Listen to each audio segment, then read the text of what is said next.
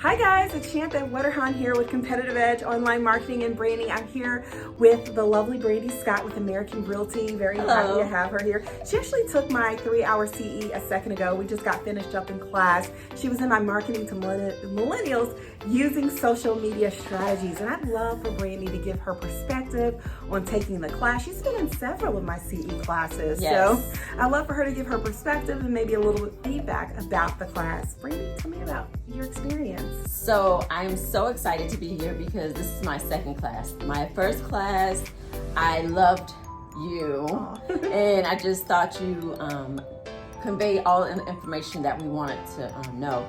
Yeah. The first one was about the bios and branding, and then I saw the email. You emailed me and you told me what I needed to do, and I went ahead and went online. I said, you know what? Even though this is not my brokerage,